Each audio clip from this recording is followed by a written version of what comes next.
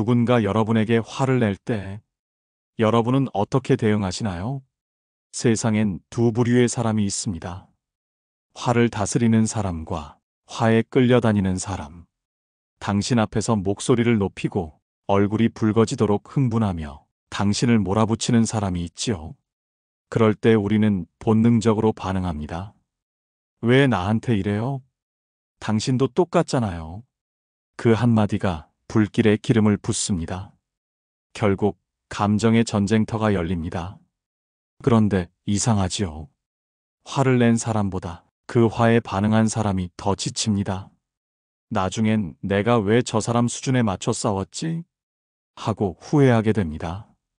철학자 스피노자는 말했습니다. 감정에 휘둘리는 자는 타인의 노예다. 화를 낸 사람은 이미 자신을 잃었습니다. 그 순간 그는 자신의 감정에 지배당하고 있습니다. 그런데 그 화에 당신이 반응하는 순간 당신도 그 노예의 사슬에 묶이는 겁니다. 정약용 역시 목민심서에서 말했지요. 화를 낼 줄 모르는 자는 약하지만 화를 다스릴 줄 아는 자는 강하다. 진짜 강한 사람은 목소리를 높이지 않습니다. 대신 단 한 문장으로 상대의 칼날을 무디게 만듭니다. 그 문장은 그럴 수도 있겠네요. 이 짧은 대답은 기적 같은 힘을 가집니다. 상대의 공격을 흡수하면서도 당신의 존엄을 무너지게 하지 않습니다. 화를 내는 사람은 반응을 먹고 삽니다. 그런데 당신이 반응하지 않으면 그는 더 이상 싸울 이유를 잃습니다. 이건 단순한 처세술이 아닙니다. 감정의 철학입니다. 우리는 흔히 이겨야 마음이 풀린다고 생각하지만 사실은 지지 않는 것이 진짜 승리입니다. 화를 내지 않고도 상대를 제압하는 방법은 감정의 중심을 빼앗기지 않는 것, 그 한 가지뿐입니다. 어떤 이는 말합니다. 그럼 참으라는 건가요? 그건 약자가 되는 거잖아요. 아닙니다. 침묵은 약함이 아닙니다. 그건 마음의 주권을 지키는 가장 고요한 전투입니다. 당신이 화를 내지 않을 때 상대는 자기 화의 무게를 홀로 짊어지게 됩니다. 그 순간 힘의 균형은 완전히 바뀝니다. 사람은 왜 화를 낼까요? 그건 단순히 성격이 나빠서가 아닙니다. 대부분의 분노는 두려움에서 시작됩니다. 공격적인 말 뒤에는 언제나 내가 무시당할까봐라는 불안이 숨어 있습니다. 누군가 화를 낼 때 그 사람은 사실 두려워하고 있습니다. 자신이 틀릴까봐, 자신의 존재가 작게 보일까봐. 그래서 큰 목소리로 자신을 지키려 하는 겁니다. 분노는 일종의 자기방어 언어입니다. 내가 화를 내야 겨우 나를 인정해 주겠지. 이게 그들의 무의식입니다. 공자도 이런 인간 심리를 정확히 보았습니다. 군자는 화를 늦추고 소인은 화를 급히 낸다. 급하게 화를 내는 사람은 자기 안의 불안을 견디지 못하는 사람입니다. 그 불안을 감추기 위해 남을 흔들어 자신이 강하다고 믿고 싶어 하는 것이죠. 정약용 역시 여유당전서에서 사람의 분노를 스스로에게 향한 칼이라 했습니다. 화를 내면 상대를 찌르는 것 같지만 사실 그 칼 끝은 자신을 향합니다. 그 분노의 불길 속에서 가장 먼저 타는 건 자신이거든요. 그래서 화내는 사람은 불쌍합니다. 그는 화로 자신을 지키려 하지만 결국 그 화가 자신을 무너뜨립니다. 그의 공격적인 말은 자기 안의 불안을 감당하지 못한 결과입니다. 그렇다면 우리는 어떻게 해야 할까요? 그들의 화를 보고 똑같이 화로 맞서면 그 순간 우리도 불안의 구조 속으로 들어갑니다. 감정의 주도권을 넘겨주는 거죠. 그때 필요한 것이 바로 무심한 이해입니다. 아, 이 사람은 지금 불안하구나. 이렇게 마음속으로 바라보면 상대의 말이 칼날처럼 느껴지지 않습니다. 이해는 용납이 아닙니다. 이해는 무기 해제입니다. 상대의 화에 끌려가지 않기 위한 가장 지혜로운 방패입니다.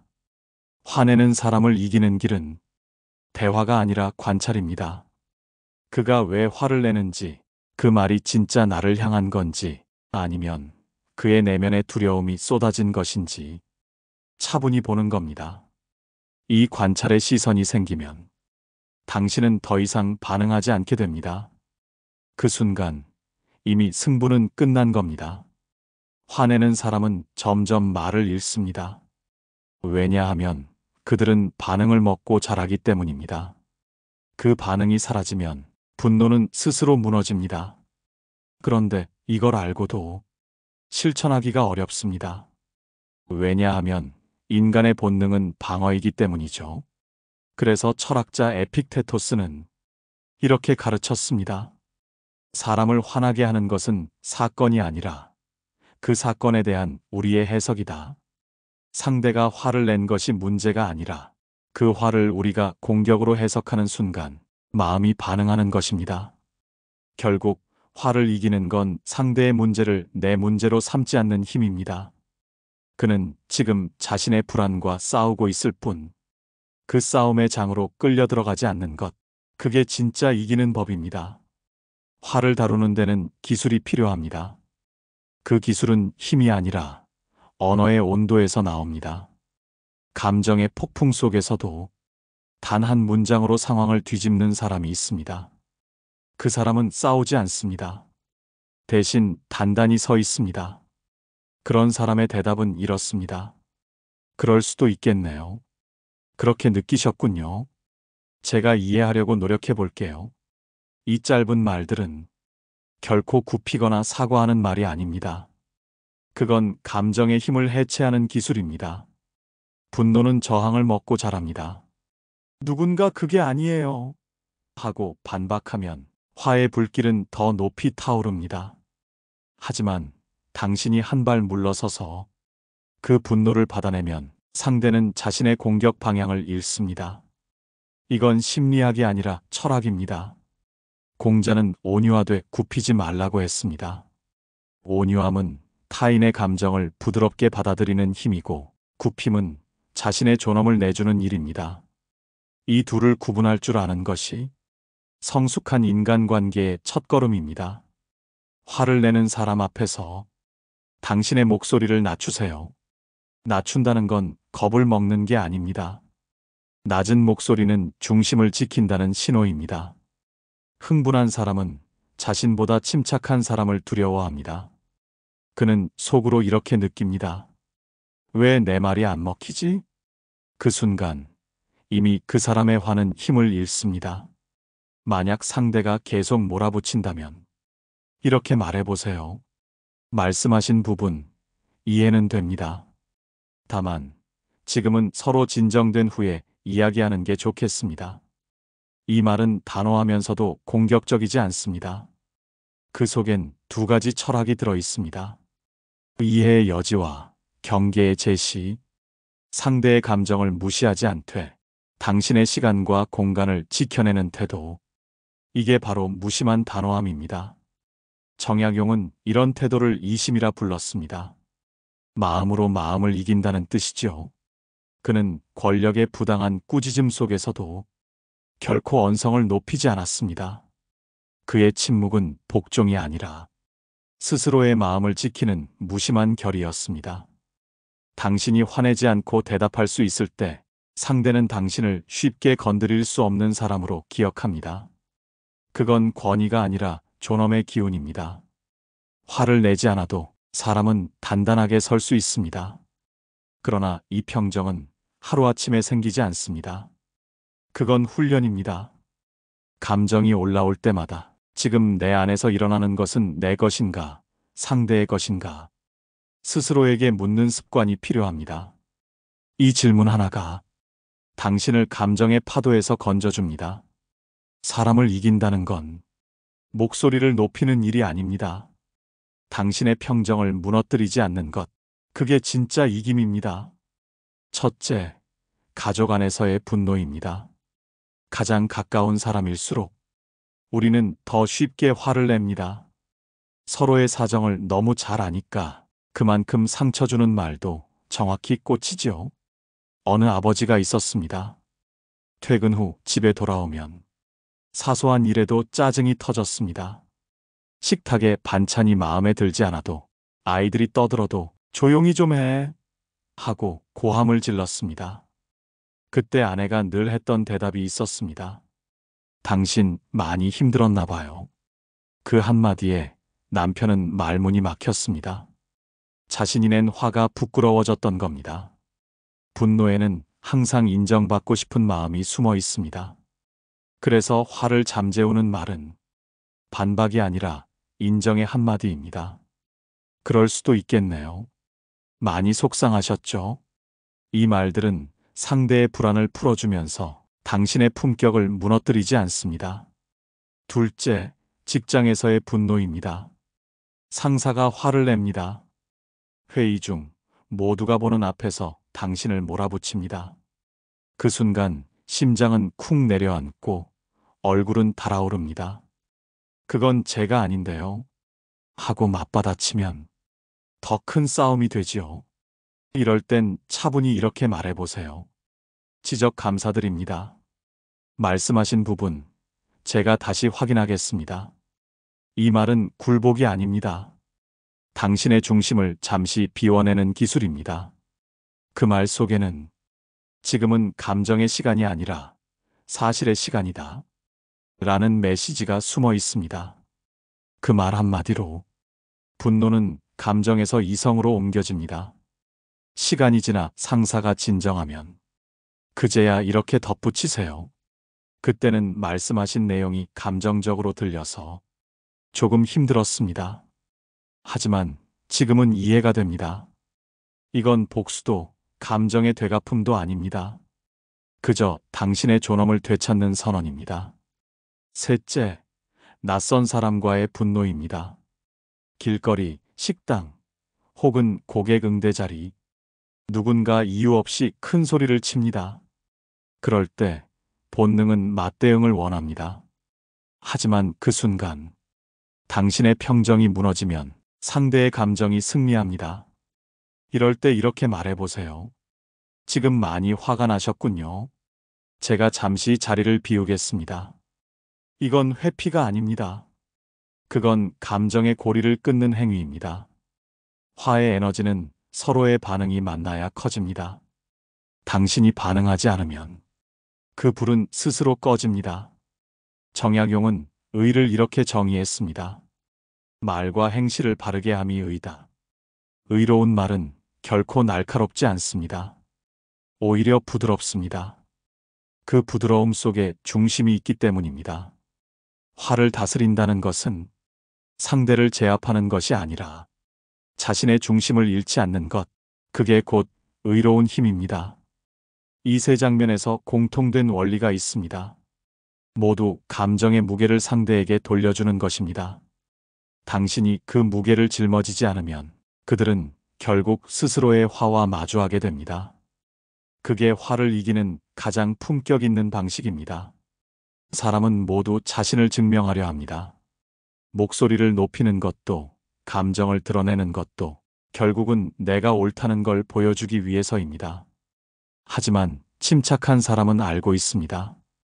진짜 옳음은 말로 드러나는 게 아니라 태도에서 드러난다는 것을요. 침착함은 세상에서 가장 강한 설득입니다. 감정의 폭풍 속에서도 흔들리지 않는 사람을 보면 사람들은 본능적으로 느낍니다. 저 사람은 다르다. 그 평정은 권력이 아니라 깊이에서 나오는 품격입니다. 정약용은 이렇게 말했습니다. 분노는 잠시의 쾌락이나 평정은 영원의 이익이다.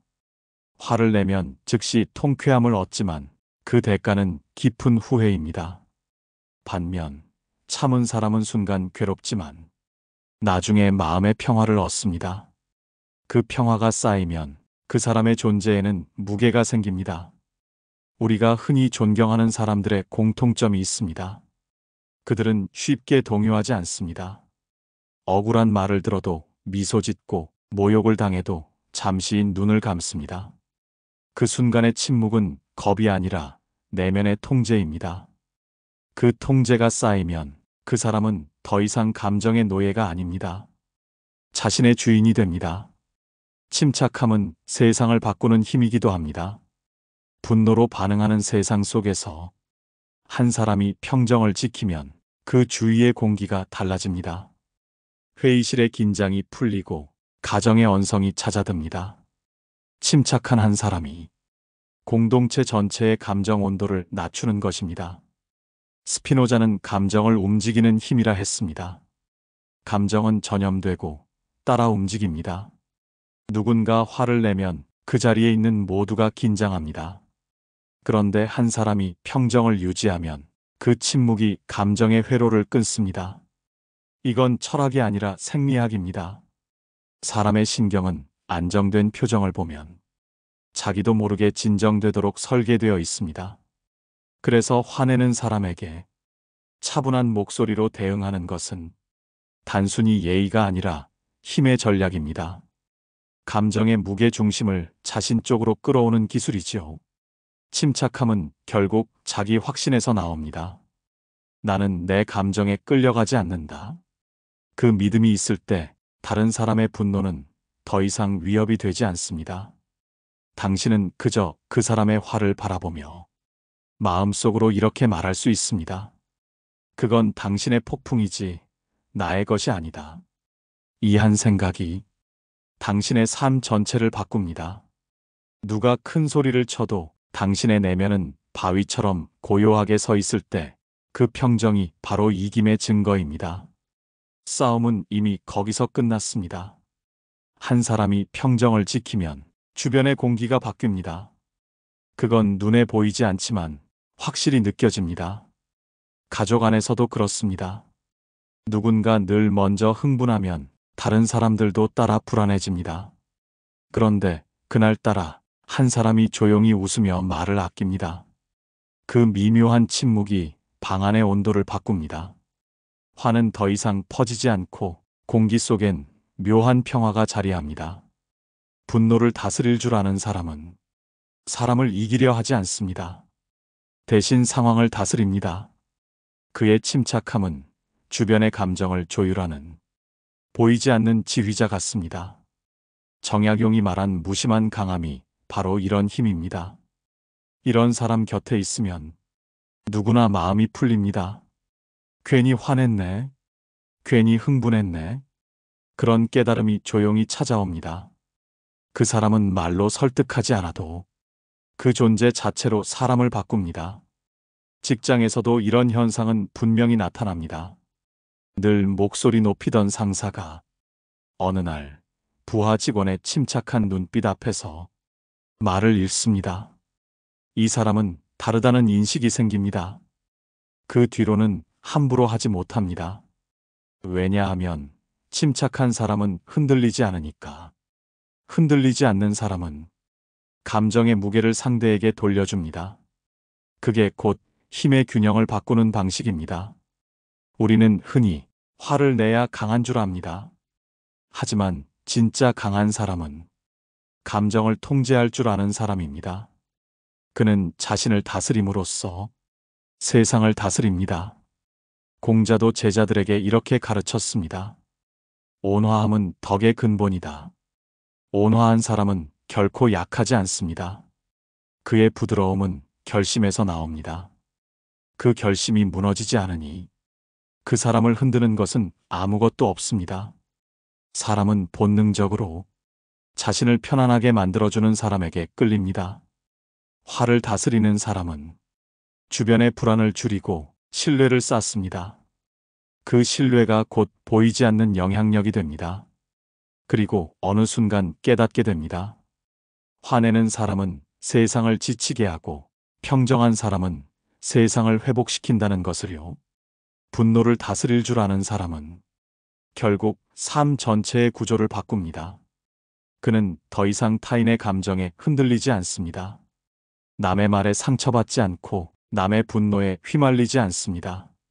그건 단순히 화를 참는 법이 아니라 자유의 철학입니다. 누가 뭐라 해도 자기 안의 평화를 잃지 않는 것.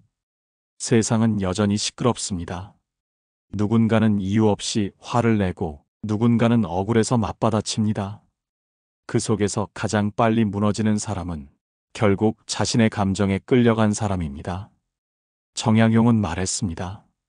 화를 내면 적은 기뻐하고 화를 다스리면 스스로 기쁘다. 분노를 이긴다는 것은 상대를 굴복시키는 게 아닙니다. 그건 자신의 평정을 지켜내는 일, 즉 마음의 주권을 되찾는 일입니다. 화를 낼 때 우리는 잠시 강해진 것처럼 느낍니다. 하지만 그건 착각입니다. 분노는 순간에 힘을 주지만 그 뒤엔 허무와 후회가 남습니다. 반대로 침착함은 즉시 보상받지 않지만 그 사람의 내면에 평화를 쌓아갑니다. 화를 내지 않고 이긴다는 건 싸우지 않아도 흔들리지 않는다는 뜻입니다. 당신의 중심이 단단하면 상대의 분노는 더 이상 영향을 주지 못합니다. 그때 상대는 깨닫습니다. 저 사람은 쉽게 흔들리지 않겠구나. 그 깨달음 하나가 그에게 더 이상 함부로 하지 못하게 합니다.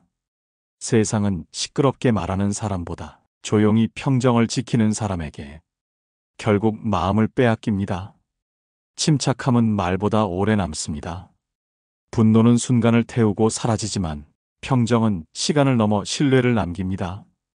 이기는 법은 간단합니다. 화로 맞서지 말고 중심으로 서라.